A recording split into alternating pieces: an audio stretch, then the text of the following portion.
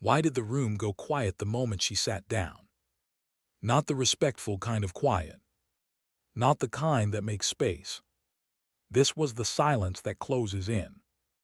The kind that studies you, measures you, decides where you belong.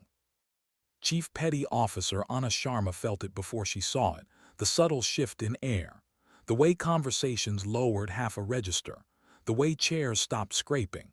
She carried her tray through the dining facility like she had walked through 100 others, head level, movements economical, eyes forward. No hesitation, no apology. Still, she didn't blend in. The room belonged to tribes. You could tell by how the tables were claimed, how laughter rose and fell in clusters.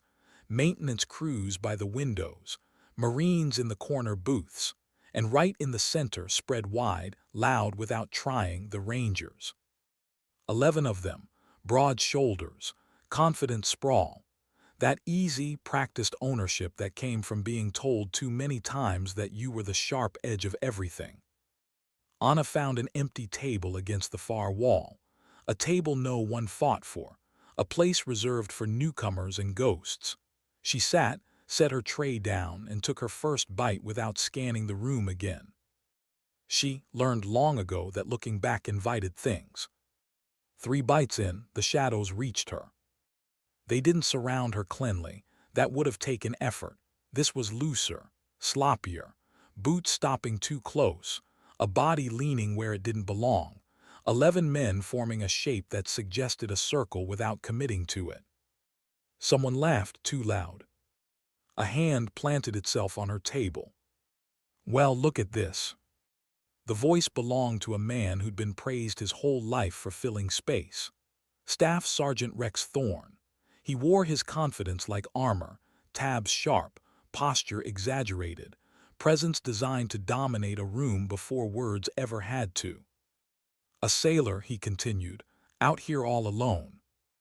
Anna didn't look up. She finished chewing, swallowed. That was the first mistake, according to him. I'm talking to you, Thorne said, tapping the table near her plate. Slowly, deliberately, she raised her eyes. They weren't cold or angry. They were assessing. It unsettled him more than fear ever would have. You know who I am? Thorne asked. The question wasn't meant to be answered. It was a declaration, a reminder of hierarchy, of who mattered. Behind him, a couple of his men smirked. One leaned in, trying to look bigger than he was. We just got back from a rotation that would break most people, Thorne continued. What do? Push papers on a ship somewhere. The laughter came on cue. Anna's gaze moved, not flinching, not shrinking. It traveled across faces, counted them, logged details. 11. Same group as yesterday's briefing. Same man with the scar near his jaw, same one who avoided eye contact. She returned her eyes to Thorne and shook her head just slightly. Not no. Dismissal. The room felt it. Thorne's jaw tightened. This wasn't how it was supposed to go. She was supposed to react, to apologize, to explain herself. So he did the thing men like him did when control slipped. He swept his arm across the table. The tray hit the floor with a crash. Food scattered. Juice splashed across the linoleum. The sound echoed far louder than it should have. Silence swallowed the room. This was the moment everyone expected something. Tears, anger, a shouted name, a complaint, something that would make sense of the aggression. Anna looked down at the mess. Then she checked her watch. She stood, her chair scraped softly. She picked up the tray, her movements precise, almost ritualistic. She didn't look at Thorne again. She walked past them. Every step was calm, measured, unrushed. The door closed behind her with a quiet finality that felt louder than the crash had. Inside the dining facility, something had shifted, but no one could name it yet. Back in her quarters, the quiet felt earned. The room was bare, bunk, locker, desk, no photos, no souvenirs, just function. Anna set her bag down and opened the pelican case beneath the desk. Inside, electronics hummed to life as she laid them out. A matte black laptop, shielded cables, a small antenna array.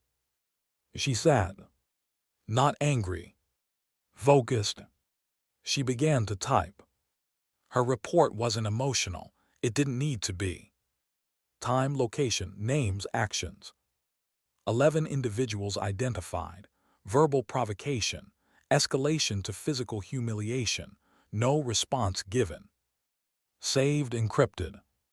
Emotion, she'd learned, was energy, and energy needed containment. She opened another case. Inside lay a single circular patch, dark blue, almost black, a silver phoenix rising from flame, the words beneath it barely visible unless you knew to look. Faith in darkness. Project Trident. She didn't touch it for long, just long enough to remember why she was here. This base wasn't a punishment, it wasn't a sideline, it was an evaluation. And the human element, she was beginning to realize, was the weakest signal of all. Outside, men like Thorne still believed strength was loud. They had no idea what quiet could do. And somewhere between the silence of the dining hall and the hum of encrypted systems, something irreversible had already begun. Why did the message feel heavier than it should have been? It wasn't the words themselves. It was how carefully they'd been chosen. Chief Petty Officer Anna Sharma stood alone near the motor pool, a diagnostic cable clipped into the side of a command and control vehicle. The morning sun hadn't burned off the chill yet, and the base moved with that familiar in-between energy, too early for confidence, too late for rest. Radios crackled, engines coughed awake. She watched data scroll across her tablet, lines of signal strength and latency revealing a pattern no one else seemed to notice. A faint oscillation, irregular, human error disguised as noise. She was mid-adjustment when Boots stopped behind her. Didn't think sailors worked this early. She didn't turn. Thorne's voice carried the same practiced casualness as before, but now there was something else beneath it, intent. He wasn't here to joke. He was here to establish record. You checking our comms, he continued, stepping closer. We've got a big exercise coming up. Don't want any surprises. Anna disconnected the cable and turned at last. This vehicle's shielding is inconsistent, she said. You'll experience signal degradation under adaptive interference. Thorne blinked. He hadn't expected an answer, not like that. He reached out and took the tablet from her hands. It wasn't aggressive, not overtly, just enough to cross a line. Huh, he said, pretending to study the screen. Looks complicated. You sure this isn't above your pay grade? A few of his men laughed, not loud, controlled witnesses. Anna held his gaze. That device is classified diagnostic equipment, Staff Sergeant. He smiled wider. Relax, we're all friends here. He handed it back. She took it without a word. He leaned in. You've got a reputation already, you know that. Quiet, uncooperative, might want to fix that before it becomes official. Then he walked away. She stood still for a moment after he left, eyes tracking the motor pool like nothing had happened. Her pulse was steady, her breathing even. But she felt it now, the shape of the move he was making.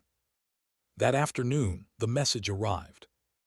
A junior officer stood awkwardly near her workstation, clipboard held like a shield.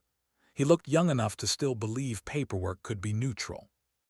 Chief Petty Officer Sharma, he began. I'm here regarding a formal complaint. She waited.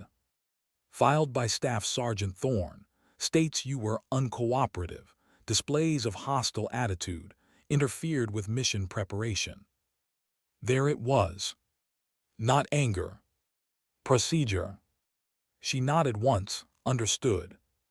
Command has provisionally approved reassignment, he continued. You'll remain in the operations center during the upcoming exercise. No direct support roles with Ranger elements. A clean move, a neat one. He'd boxed her in without ever raising his voice. "Thank you for the notification, sir," she said. The officer hesitated, clearly wanting to say more, then retreated. Anna returned to her work. Later, Master Chief Calloway found her in the signals lab, calibrating an antenna array inside an anechoic chamber. The walls swallowed sound, leaving only the soft hum of electronics and the echo of her own breath. "Heard there was friction," he said quietly. She adjusted a dial. "Situation is being monitored." He nodded. He knew that language. Monitored meant logged, documented, controlled. "Thorn's loud," Calloway added, "but loud doesn't always mean dangerous." "Sometimes it does," she replied. The exercise loomed closer. Oracle Fury, joint forces, simulated near-peer adversary, complex terrain, electronic warfare heavy enough to expose weaknesses no one wanted named. Anna watched from the operations center as the map came alive. Blue icons moved with purpose, rangers pushing deep into red territory. Confidence radiated from the command platform. This was supposed to be a showcase. Then the static hit. It wasn't dramatic at first, just a flicker, a hesitation in telemetry, then a cascade. "Comms are degrading," someone called out. "Total loss on Alpha element." Screens filled with spectral noise, broadband, adaptive, relentless. Every frequency hop met resistance. Every attempt to break through failed. Anna stood in the corner unassigned, observing. 10 minutes passed. Then a voice broke through, thin and strained. "Command, we're pinned. We can't maneuver, we can't talk." "Thorn." The room tightened. Anna's eyes narrowed, not on the chaos but on the gaps, the microseconds between interference spikes, the fingerprints no one else was trained to see. She moved, walked past frantic officers, past raised voices and flailing solutions, straight to the command platform. "Commander," she said. Colonel Evans turned, irritation flashing, then curiosity. "What is it, Chief?" "The jammer isn't singular," she said. "It's a decoy architecture, 3 nodes, 1 primary, 2 masking." The U officer scoffed. "Impossible, our systems show." "You're reading the symptom," Anna interrupted calmly, "not the structure." She pointed, coordinates appeared, then 2 more. Silence fell. Evans studied the map. "How certain are you?" She met his eyes, certain enough to fix it. "How?" "A single kinetic strike, remote system, 1 shot." Evans didn't hesitate, authorized. Anna moved to the terminal, typed, adjusted, calculated. Her voice was steady as she read the data aloud, not for drama but for truth. Wind, range, time of flight. She pressed the control once. 3 seconds passed. Then the signal cleared. The room erupted, not in cheers but in disbelief. "Comms restored," someone whispered. Thorne's voice returned clear. "Enemy emitters are down." Every eye turned toward Anna.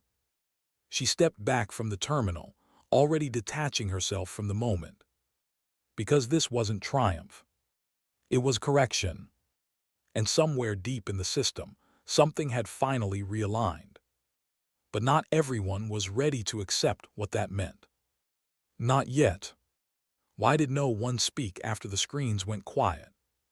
Not because there was nothing to say. Because everyone suddenly understood how wrong they'd been. The operations center still hummed with residual energy, fans spinning, servers breathing, but the panic had evaporated, leaving behind something heavier. Awareness. The kind that settles in your chest and refuses to move. Chief Petty Officer Anna Sharma stood where she'd fired the shot, hands relaxed at her sides, eyes already drifting back to the data feeds. To her, the problem was solved. The noise had been corrected, the system restored to balance. But around her, people stared like they'd just watched a law of physics bend. Colonel Evans broke the silence first. "Log everything," he said. His voice was steady, but there was a note beneath it now. "Respect. I want a full after-action review. Anna nodded once and returned to the corner she'd occupied before. No victory lap. No explanation volunteered. She faded back into the background as if that was where she belonged. Across the room, Staff Sergeant Rex Thorne stood frozen. His voice had sounded small over the radio minutes earlier, stripped of command presence, stripped of certainty. And now, standing among officers and analysts, he felt something worse than embarrassment. Displacement. He'd built his identity on knowing where he stood in every room, on being recognized, deferred to. And here, on a base he thought he understood, he had been rendered irrelevant by a woman he'd tried to humiliate with a lunch tray. He didn't look at her. He couldn't. The exercise resumed, but the mood never recovered. Blue icons moved again, objectives were met, boxes were checked. Yet everyone knew the real event had already happened. 2 hours later, Colonel Evans sat alone in his office, reviewing footage. Not just operational logs, not just signal graphs. Security camera footage. Dining Facility 2, October 14th. The video played without sound. It didn't need it. Thorne leaning in. The circle tightening. The sweep of his arm. The tray hitting the floor. Evans paused the video on Anna's face. No fear, no anger. Just control. He leaned back and made a call. The conversation was brief, formal, heavy with implication. When he hung up, he didn't exhale right away. The system had spoken. 2 days later, the summons went out. Officially, it was an after-action review. Unofficially, everyone knew better. The conference room filled with senior staff, electronic warfare officers, legal representatives. At the far end of the table, Anna sat quietly, uniform pressed, expression neutral. Across the room, Thorne and his men stood against the wall. 11 bodies, 11 pairs of eyes fixed anywhere but her. The screen flickered to life. A rear admiral appeared sharp, composed, impossible to ignore. Colonel Evans began. This review addresses both operational performance and conduct. He slid a folder across the table. Staff Sergeant Thorne, you filed a complaint against Chief Petty Officer Sharma. Thorne swallowed. Yes, sir, she was uncooperative. The admiral spoke. Your complaint has been reviewed, as has additional evidence. The screen split.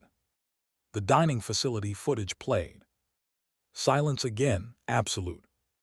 You will face non-judicial punishment, the admiral continued. Conduct unbecoming, bullying, abuse of authority. Thorne's shoulders sagged. The fight drained out of him, replaced by something hollow. The admiral's gaze shifted. For clarity, the individual you targeted is Senior Field Operator Anna Sharma, Project Trident. A ripple moved through the room, subtle, unmistakable. She has more high-threat deployments than your entire platoon combined, the admiral said. The system that nearly neutralized your unit was based on an adversary network she dismantled under fire 2 years ago. Thorne's world collapsed in layers. Colonel Evans stood, walked to Anna. Chief, he said, on your feet. She rose. He pinned the new insignia to her collar, Senior Chief. Then he saluted. Slow, precise. Others followed, officers, NCOs, even the Yale major who dismissed her. At the back of the room, Thorne raised his hand last. His salute trembled. Anna returned none of them. Later in her quarters, she packed quietly. The phoenix patch rested in her hand for a moment before being placed back into its case. Master Chief Calloway watched from the doorway. You changed things. She closed the latch. No, I corrected them. She shouldered her bag and walked out. Dignity, after all, doesn't announce itself. It simply acts. Why did it feel unfinished, even after everyone stood and saluted? Because closure is loud. And what Anna carried with her had never been meant to be. The hallway outside the conference room was empty by the time she stepped into it. The echoes of boots and chairs had faded, leaving only the low hum of the building's ventilation system. She walked without hurry, as if the world hadn't just rearranged itself behind her.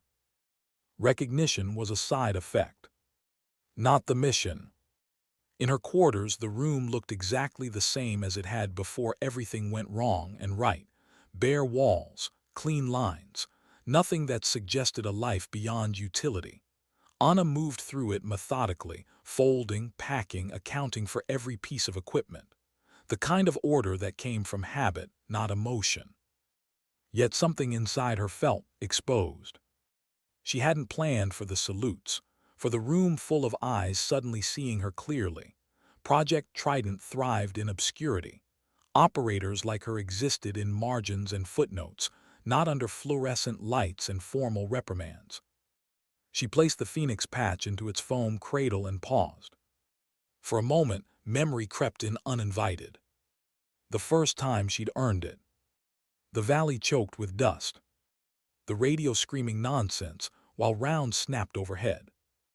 The choice no one else wanted to make. She closed the case. A knock sounded at the door. She already knew who it would be.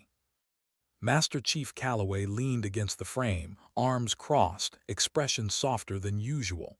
"Orders came down," he said. "You're being pulled early." She nodded, expected. "They're rewriting doctrine," he added. "Whole sections of you response. Your fingerprints are all over it." Anna secured the last latch. Then it worked. Calloway hesitated. "You okay?" She met his eyes, not defensive, not guarded, just honest enough to matter. "I don't like being visible."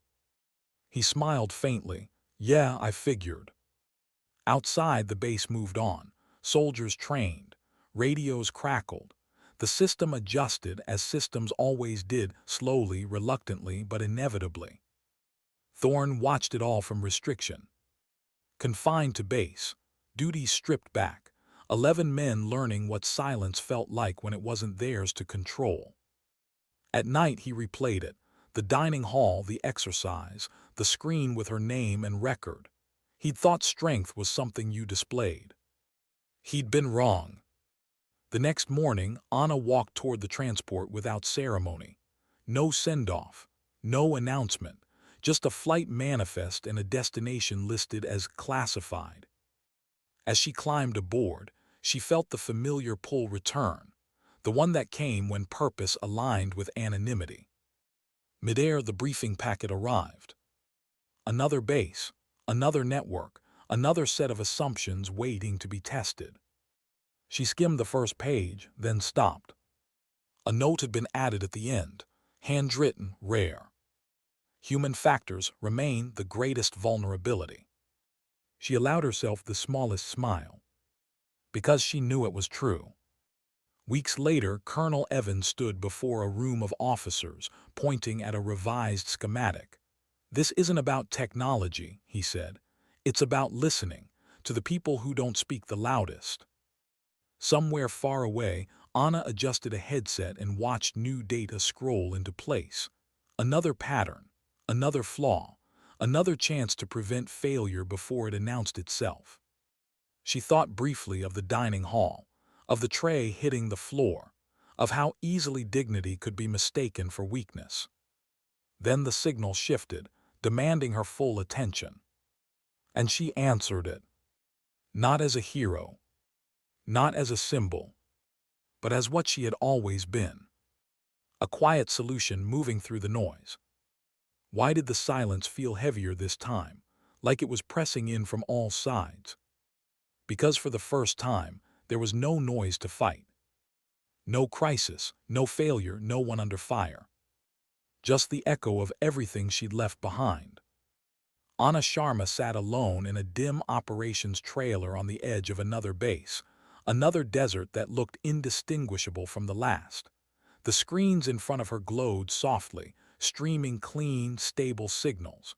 Too clean. The system was working. That should have been enough. She leaned back slightly, rolling tension out of her neck, and felt the weight settle in, a familiar ache she never quite named. When chaos ended, it always arrived. The quiet that followed success. The part no one briefed you on. She checked the time, 3 hours since the last anomaly. No alerts, no intervention required. That was the problem. Her role had always been reactionary. Arrive unseen. Identify the flaw, correct it. Leave before anyone remembered her name. But the incident at Bram had changed something. Not in doctrine, not in paperwork. In expectation. People noticed her now. They asked questions, deferred, waited. It felt wrong. A junior analyst entered the trailer hesitantly. Senior Chief, command, asking if you can review the satellite uplink logs. She nodded, send them. The analyst lingered. Us sir, ma'am, chief, they've been talking about you. Anna looked up. In what way? Like legend stuff. The analyst flushed and retreated. Legend. The word sat badly in her chest. Later that night, she lay awake on a narrow bunk, staring at the ceiling. The hum of generators mimicked the distant rush of wind through valleys she'd once crossed under fire. Her mind drifted where it rarely allowed itself to go. Before Trident. Before the systems and the screens.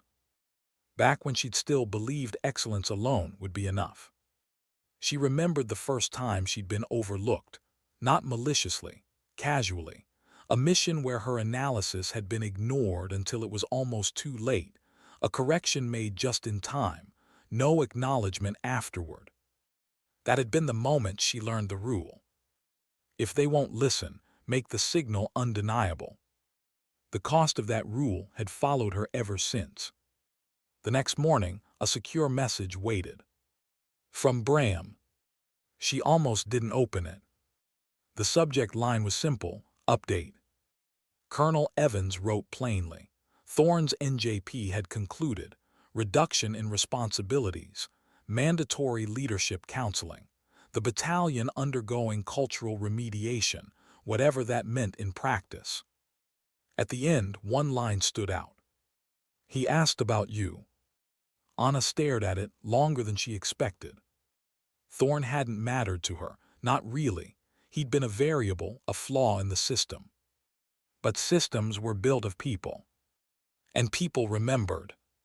She closed the message and returned to work. Days blurred, weeks, each assignment folded into the next. The same pattern repeated, quiet arrival, careful observation, precise correction. But something had changed in her. She hesitated more. Not in action, but in purpose. One evening, as the sun dipped low and turned the desert copper, Master Chief Calloway appeared on her secure line. His face looked older, tired in a way she recognized. You ever think about stopping? He asked. She didn't answer right away. No, she said finally. I think about what happens if I do. Calloway nodded. That's what I was afraid you'd say. After the call ended, Anna removed the Phoenix patch from its case and set it on the desk. She hadn't looked at it this long in years. Faith in darkness. She'd always believed the darkness was external, chaos, ignorance, threat. Now she wasn't so sure. That night the system flagged a minor irregularity, barely worth mentioning. A misaligned relay, a human oversight. She fixed it in minutes. As she leaned back, she realized something unsettling. No one would ever know she'd been there. The world would keep working, smooth, silent. And she would carry the weight alone. For the first time in her career, the thought made her tired. Not broken. Just human. She powered down the console and stepped outside. The stars were sharp overhead, unfiltered by city light. She breathed in the cold air and let herself feel the loneliness she usually denied. Strength, she was learning, wasn't just endurance. It was knowing when the silence asked too much. Somewhere ahead lay another mission, another correction, another disappearance. But standing there beneath the open sky, Anna allowed herself one quiet hope. That someday, she wouldn't have to vanish to keep the system whole. That dignity could exist without erasure. And that the strongest signals didn't always come from the shadows. Why did the choice arrive when no alarms were sounding? Because the hardest decisions never announce themselves. They wait for silence. Anna Sharma stood on the edge of the tarmac just before dawn, her bag at her feet, the transport aircraft idling behind her. The air was cold enough to sting. The sky held that fragile blue that only existed for a few minutes each day, balanced between night and morning. Another assignment, another base, another quiet correction. Everything was already arranged. She looked at her watch. Then she didn't move. A secure tablet vibrated in her hand. One final message had come through while she slept. It wasn't marked urgent. That alone made it dangerous. From Naval Special Warfare Command. Direct. She opened it. The offer was brief, written in the language of institutions trying to sound reasonable. Advisory role. Limited visibility. Strategic oversight. They wanted her to stay. Not in the shadows this time, but close enough to the light that people could learn from her before they broke something else. She felt the weight of it settle slowly. Visibility meant exposure, questions, misinterpretation, being reduced to a symbol she'd never asked to become. But invisibility had its cost too. She thought of Bram Airfield, of a dining hall full of men who hadn't known what they were looking at, of how easily ignorance became cruelty when left unchallenged. She thought of Thorne, not with anger but with clarity, of how small the system had been when no one corrected it early. The aircraft crew chief called out, "Senior Chief, we're ready." She raised a hand. "Stand by."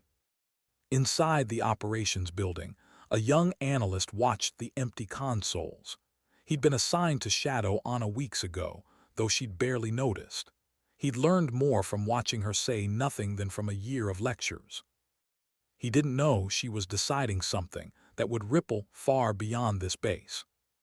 Anna picked up her bag, then set it back down. She walked away from the aircraft. Inside the command office, the air smelled like coffee and old paper. Colonel Evans stood as she entered, surprise flickering across his face. "I didn't expect to see you," he said carefully. "I'm not here for another assignment," she replied. "I'm here to stop leaving." He studied her. "That's a big change." "No," she said, "it's a correction." The weeks that followed were harder than any deployment. Meetings, resistance, quiet skepticism disguised as policy. People who had built careers on being the loudest voice in the room didn't appreciate a calm one pointing out structural flaws. Anna didn't argue. She didn't need to. She taught. She showed them how systems failed, not dramatically, but gradually. How culture shaped outcomes long before crisis did. How overlooking quiet competence created vulnerabilities no amount of technology could fix. Some listened. Some didn't. But the noise began to change. Months later, a new operator sat alone in a dining facility on a different base. Small, unremarkable, ignored. No one approached her. Across the room, someone had learned. Anna watched from a distance unseen, and felt something inside her finally settle. She still wore no patch, still avoided recognition. But she no longer disappeared. On her desk, the phoenix patch remained in its case, not as a reminder of who she was, but of who she'd become. Not a weapon. A signal. When she left the office that evening, the sky was already dark. She paused, looking up, letting the quiet exist without trying to escape it. Strength didn't always shout. Sometimes it stayed. Sometimes it taught. And sometimes dignity didn't speak at all. It simply acted.